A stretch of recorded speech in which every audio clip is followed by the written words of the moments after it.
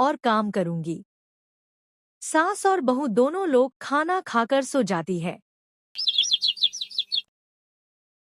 सुबह हुई तो रीमा अपनी माँ जी को प्रणाम करके घर से बाहर जाती है कोई काम ढूंढने के लिए। चलते चलते एक चाय की दुकान पर जाती है और बोलती है, भैया मुझे यहाँ कोई काम मिल सकता है।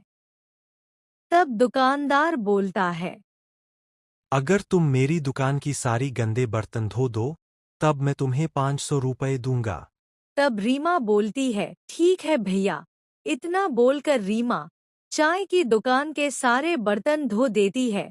दुकानदार रीमा को उसके मेहनत के 500 रुपए दे देता है। तब रीमा सोचती है कि 500 रुपए से घर नहीं चलेगा। रीमा अपनी सूझबूझ से 200 रुपए की ठेला की खरीदारी करती है और 300 रुपए के फल की खरीदारी करती है और उसे गांव में बेचने जाती है।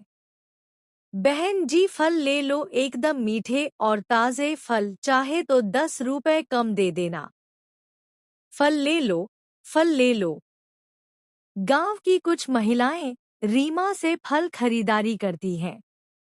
रीमा कई गांव घूम घूम कर फल बेच देती है, सारा पैसा लेकर घर जाती है और सास से बोलती है, मैं सुबह काम ढूंढने बाजार गई थी। बाजार में एक चाय की दुकान है, उसी दुकान पर मैंने सारे बर्तन धोए तो दुकान वाले भैया ने मुझे 500 रुपए दिए। तब मैं 500 रुपए से 200 रुपए की ठेले की खरीदारी की और 300 रुपए की फल खरीदे और कई गांव में घूमकर मैंने सारे फल बेच दी, जिससे मुझे 500 रुपए से 2000 रुपए तक लाभ हुआ। तब सास बोलती है, अरे वाह, फिर तो अच्छा है। अब हमें पैसे की दिक्कत नहीं होगी और हमारा घर का खर्चा भी आसानी से निकल जाएगा। कल से मैं फिर बाजार जाऊंगी फल बेचने। रीमा सुबह उठकर फल बेचने जाती है। फल बेचकर 2000 से 4000 और 4000 से 40,000 कर देती है। अब उसका घर बन गया। घर में फ्रिज, टेबल, कुर्सी, अलमारी, सब कुछ आ गया। अब उसे पैसे की दिक्कत नहीं हो रही थी।